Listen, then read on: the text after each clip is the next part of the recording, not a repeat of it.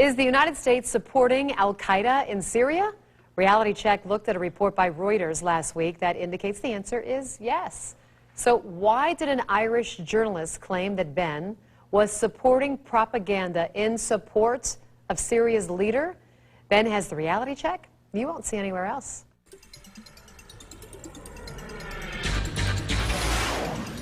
It was Sunday when Anonymous was able to hack the Reuters news service Twitter account. Well, as part of that, they tweeted our Reality Check based on a Reuters article that the Obama administration is secretly providing support to opposition forces in Syria.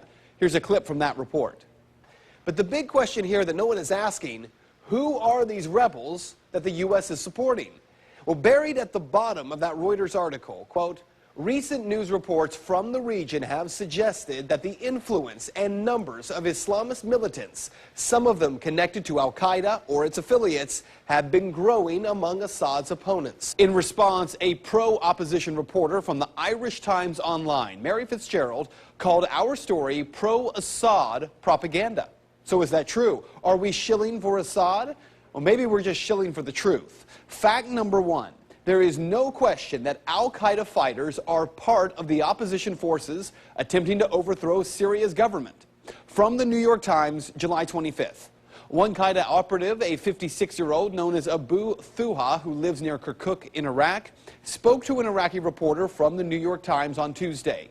Quote, we have experience now fighting the Americans, and more experience now with the Syrian revolution, he said. Our big hope is to form a Syrian Iraqi Islamic State for all Muslims and then announce our war against Iran and Israel and free Palestine. Well, we already know that much of the opposition in Libya to overthrow Gaddafi were al-Qaeda fighters. But if we look at history, none of this is anything new. Fact number two, the creation of al-Qaeda wasn't Islamic fundamentalism. It was the CIA. The Mujahideen was created by the CIA to cause problems for the Soviets. You might say that's crazy talk, right? Here's Secretary of State Hillary Clinton. To be fair, we had helped to create the problem we're now fighting. How? Because when the Soviet Union invaded Afghanistan, we had this brilliant idea that we were going to come to Pakistan and create a force of Mujahideen, equip them with Stinger missiles and everything else to go after the Soviets inside Afghanistan. So it's not a conspiracy theory, it's history. And it's history that's being repeated in Libya and now in Syria.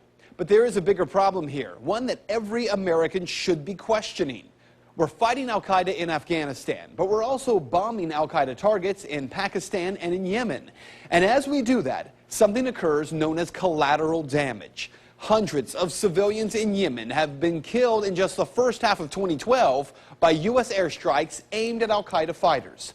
From NPR. In the mid-May strike in Jar, for example, Yemeni officials said 2 militants and 8 civilians were killed.